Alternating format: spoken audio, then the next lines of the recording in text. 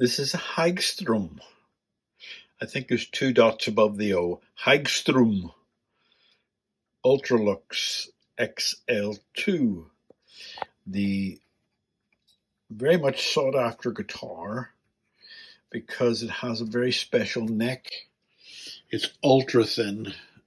Let's look at the thickness of my thumb. Ultra thin. They call it the world's fastest guitar. I don't know how they can call that the world's fastest guitar, but it was played by an awful lot of famous people. A whole list of people played this, not this guitar, but the Hagstrom guitar. It's all purpose made by the Hagstrom factory. Electrics, pickups, call that a double H. Very clever. It has some features around the edges which are very nice, like a mother of pearl. These are abalone. Inside, I don't have an awful lot to do except for clean this up and set it up. You can see it's been well played. It has a chip there. I think I can do a little bit better with that, but with those kind of necks you can get chips like that. And the back looks pretty good. It's overall, so it's what they call a ultimate rock guitar. It's meant to be played by people who really love rock. A couple of little chips there. The necks are special because they have a double truss rod which works at both ends. Hopefully I don't have to touch that, but when I go to analyze it. Now the thing that it has, which I'm not going to touch, I don't know what has happened here, but something has hit it. And because it's cracked the veneer beneath it, can I show you? It's changed to color. So I really don't want to touch it because it's such a high sheen that it's almost impossible to fix. But it was made in 2007, so it's, well, hey, get into focus when I'm speaking to you. Made in 2007, so it's a few years old. I'm adding it up in my head. This is 20, 22, 27.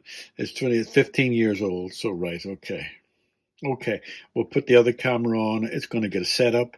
I'm going to try to do something with the little dents, but not the dents in the body. And it's got a little phase switch there, which should be interesting to hear. Right, let's get these strings off.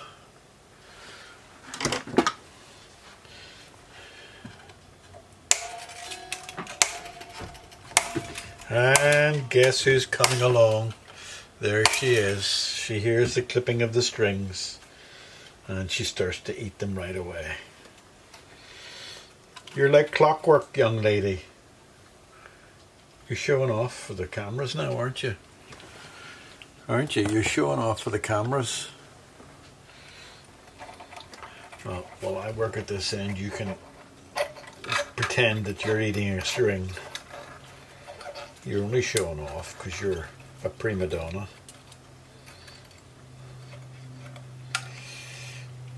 Now, there are bolts missing from this. Let me just see if I can let Georgie girl. I don't know whether you can see this close up or not. Georgie, you just chew away there while I show the guitar people what a guitar, not a cat chewing strings. If you see just at the end of the cotton bud, there's one Allen key there. There should be 6, because when you set the trem arm, then you tighten that down to hold the intonators in place. I actually don't think they're necessary, but to get this guitar back to normal, excuse me, we need a trem arm, which is not a screw-in trem arm. It's like a Floyd Rose trem arm. I'm going to have a look at that. I don't have a Floyd Rose trem arm. And if we can't get those bolts, well, we'll do without them because it doesn't need to be held in place. No other guitar is held in place unless you're being ultra fussy. But let's get the strings off now. Because Georgie girl, have you finished eating the strings? They taste good, did they? Hey? Why is there a E string on a B string? Okay, Georgie girl. This is going in the bin. Does anybody remember? I think they probably still do them. I have never seen one come in here yet. Tape wound strings. Oh, Georgie girl wants cuddles, don't you? No, you just want the strings. Tape wound strings. Do you remember them? I must look them up and see if they still do them. Right, well, I'm doing this because I don't want you ripping them and spreading them all over the place, because I stand on one, then you go there on the floor. She's going to play with it. Okay. Now, there's not much to this thing. It's just going to be set up and cleaned, but and a little demo on it. But it's really dirty. But with this one, I'm not going to scrape it. I'm going to move the camera over to this side so you can see the fret. I bought a quick release camera thing. That's good. Right, okay, how's that? Can I see it on the thing? Right, you can. But can you see how dirty that is? Let me just take you down in. You see how dirty there in particular? Look at that, that's glar. But I'm not going to use anything abrasive to take it off, except for a tissue, and the tissue's going to take that off, and we'll see. It might need several doses of it. Just see that. No, there's a hint of soap in the water that I put in, just a tiny hint. You can't see much. Let's just see what that's done. That's come off there. It's a much nicer looking fret too, because you can actually see the color beneath it. Look at it, it's like smoke. It's like nicotine finger smoke, isn't it? Look at the color of that. Georgie girl, I know you want cuddles. Do you want cuddles? Do you really want cuddles? She wants cuddles. Do you want cuddles? Come on then. Oh gosh. Oh no, she's decided to leave me. Alright, okay. Anyway. They're going to polish these frets. I'm going to polish them individually. Right, that seems to be working. That wet cloth, so that's good. Let's just dry it off and see.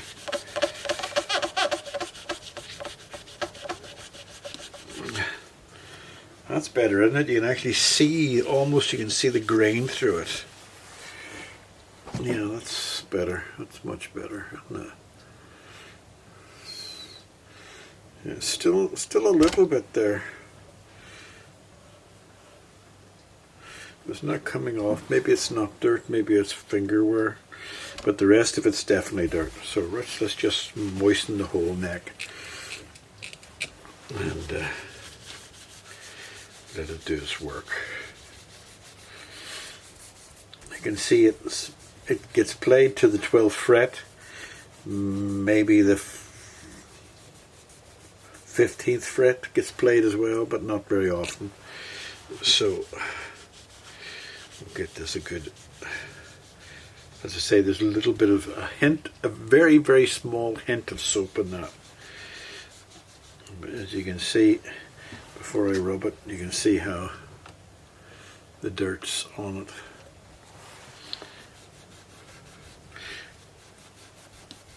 I'm thinking of changing my animal charity, because much as I like the charity that I do support,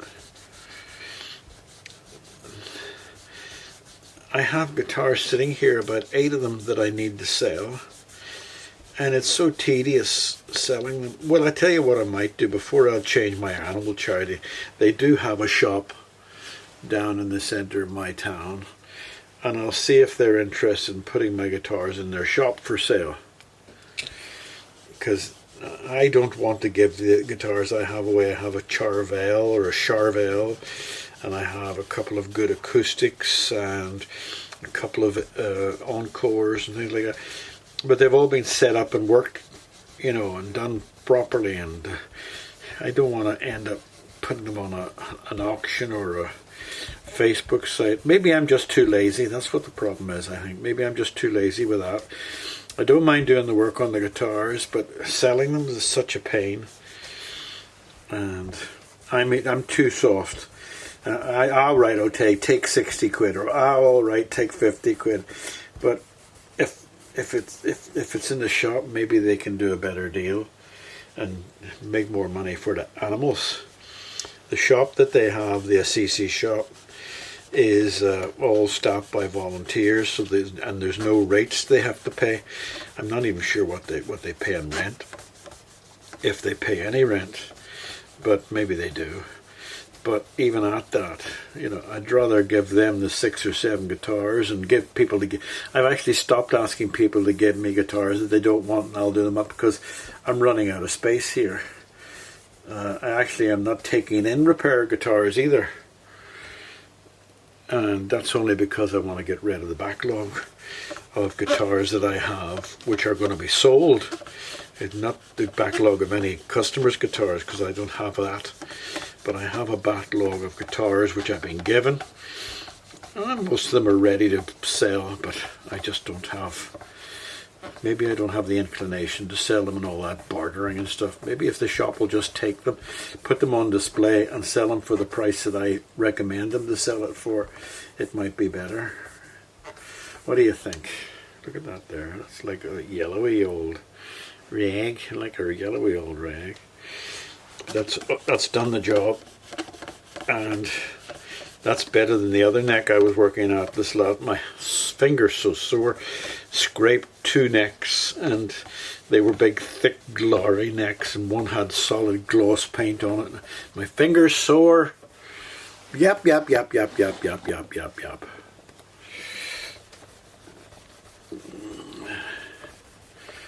okay. Okay. We'll see what's in between the frets now.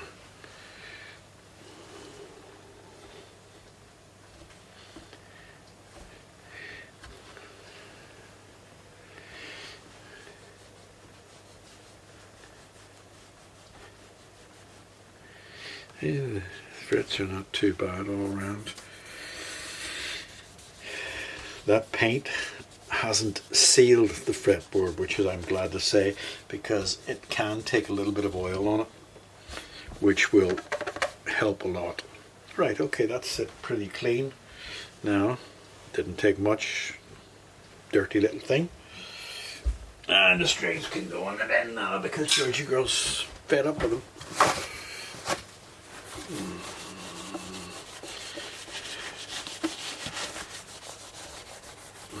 Okay. Now, what I'm going to do is individually polish those frets. They look very nice. Let's check the neck to see. I'm hoping it is not the way I want it. Oh, I don't need to hope too far because it's the neck's that way.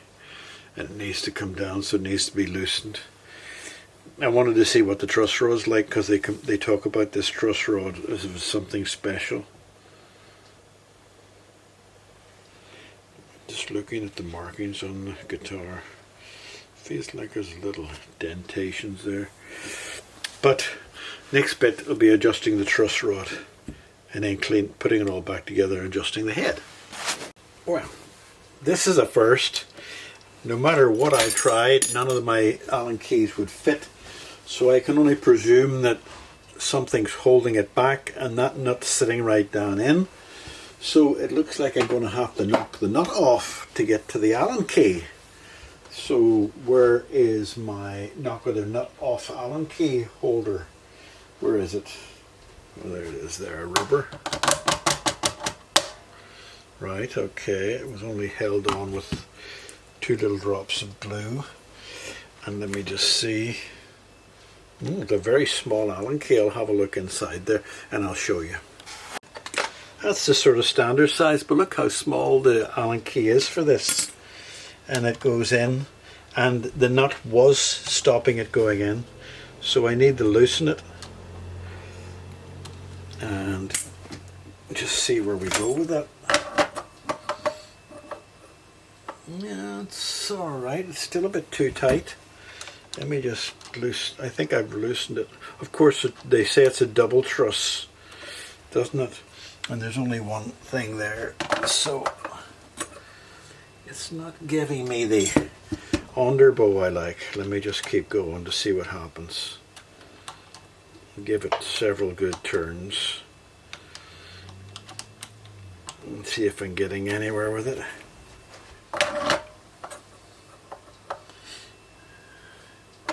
Very, very little underbow at the moment. I just want to see how this truss rod's working. That's why I'm turning it more than I would normally turn a truss rod. Okay. Because they say there's double truss rod, whatever it means. Special Hagstrom double truss rod. Doesn't seem to be doing anything. Let me just... Still got that what do you call it, not overbow. I'll tell you what I'll do, I'll try tightening it, which is against my religion. But we'll see what it does for tightening it.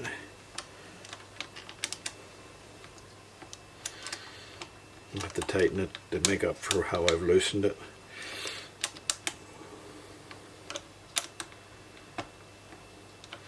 It talks about a patented truss rod and a patented way to hold the neck. Now let me just, I don't want to, let me just, well, you might think I'm tightening it a little bit too much, but it was tight, it was hard to loosen whenever I first started.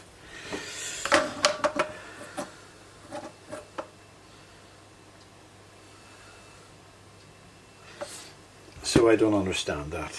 It's giving me a perfectly straight neck.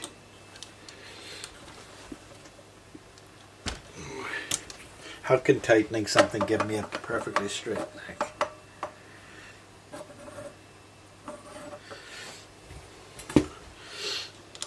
There only is one truss rod because it's a fixed neck. I'm going to loosen that.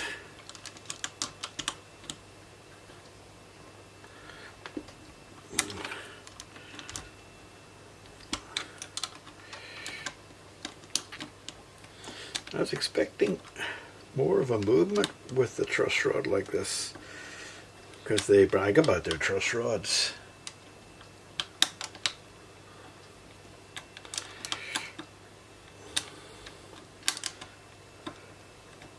I was expecting, because it was a special truss rod, to feel some tension when I loosened it, but I'm not getting any tension. I'm going to loosen it. I can see the little thing coming out, but it's not coming right out, so I'm going to bring it out to the edge of it so it doesn't come off. But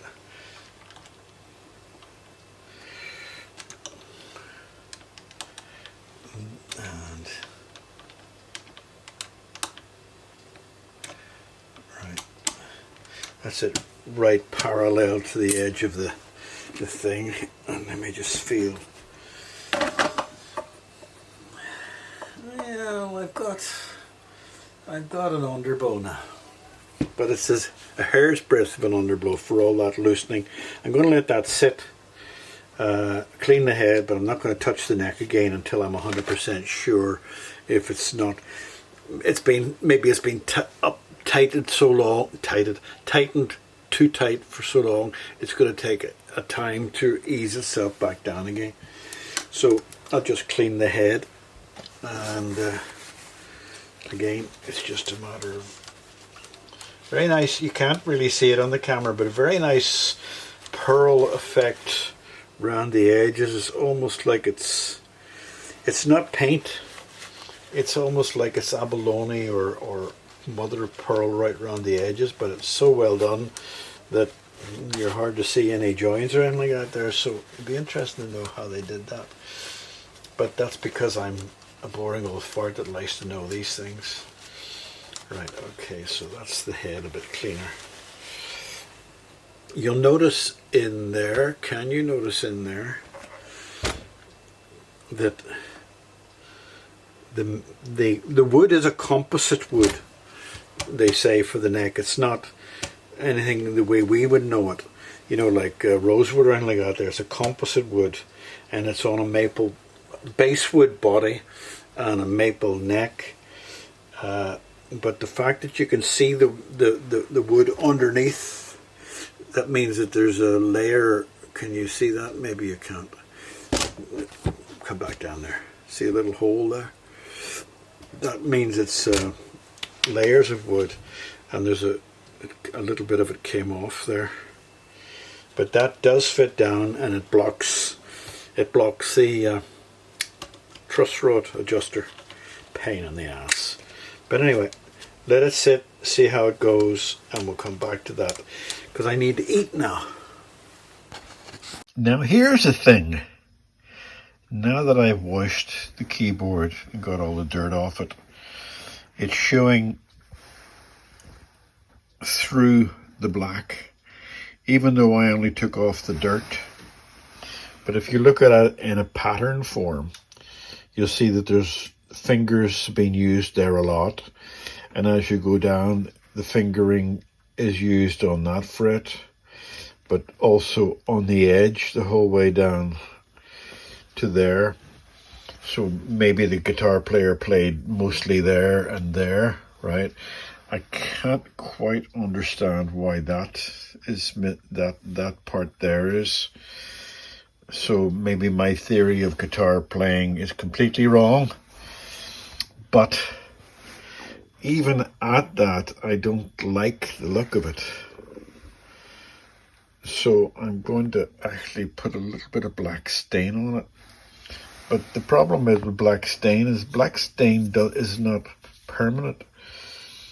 This is a composite wood, which is a very, very firm wood, very good wood, because they do it deliberately because they have such a thin neck. But I think I don't like it. It doesn't look nice now that it's clean. I'm going to think about what I do with it. You only get one chance on this. You put a stain on it and that's it. And I want to be careful the stain doesn't affect the abalone. Okay. Right, I have the Hagstrom back together again now. Truss rod cover on and new strings, and the neck is not going to be quite as shiny as that because I've treated it with some fret oil, but I'm letting it sit before I play it or tune it. Now the body I have finished polishing up. I've tidied up a little thump at the end there, and I've tidied up a little thump there. The dots, I found myself with some carbon fiber material, which I did a pickup cover for to see as a test. It's actually carbon fiber. Not sure where those little pinholes came from because I washed it, but that was a trial. And I had a bit left over and I thought, right, okay, well, I can't fix the dots. Remember, there were 8 or 10 dots. I'll show you a picture somewhere on this screen. There were 8 or 10 dots. I couldn't fix them. They were just too difficult. They were on the actual, the color was in lines and everything like that. I couldn't fix it. So I stuck that on it. It's just stick. It's just a sticker and it's carbon fiber. And if the owner doesn't like it, pick up the edge and peel it off. I was actually tempted to put another one there, but let's just leave it with the one at the moment to see what the owner says. I removed the Allen key from there because it's unnecessary, but at the same time it would look weird with one Allen key on. So you can buy some Allen keys. They're standard M2 type nuts, I believe. And I'm going to play this for you. Well, I'm going to try to play it for you. The back didn't have an awful lot done to it. Just it's fingerprinties all over the place. But that's the kind of guitar it is. And I don't think there's anything else. Yes, I had to tighten up that because that was loose. And everything else is working fine. And then I'll have a little play and talk to you about it whenever I've got the other camera up and running. Okay, that's the little guitar. I've already showed you it. What it looks like. Hagstrom. It's actually an excellent guitar. Beautiful guitar with the thinnest of necks. You have to forgive the fingerprints on it because it's one of those high gloss guitars that fingerprints all over the place. But I'm just going to check the tuning now. I'll speed this bit up. Okay, so that's...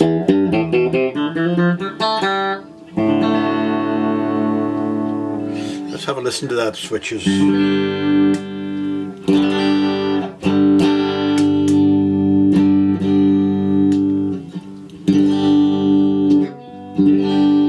I call it a phase switch. Maybe it's not a phase switch, but have a listen.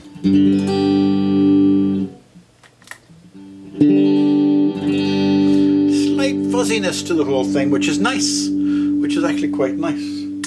And it's all working well. And don't forget, it's meant to be a rock guitar, I think. So whenever you play any...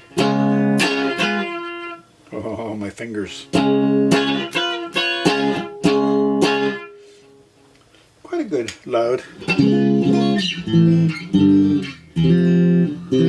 I'd love to see a real guitar player playing this because it's such a fast neck. It would be great to see somebody with really good skills. Beautiful sound. Let me just check the tuning again.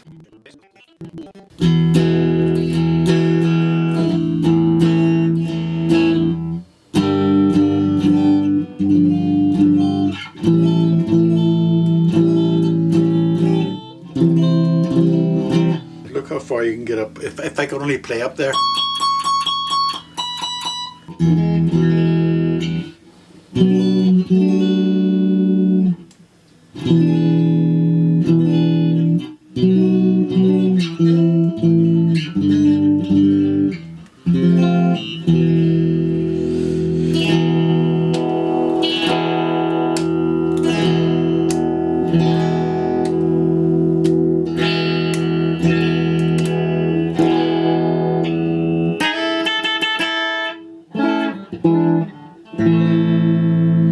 Okay, I think that's to show you what it sounds like. It sounds great. So it's going to go home to his daddy with the other two guitars that he gave me. So let me know what you think of that carbon fiber pickguard. I quite like it, but you tell me.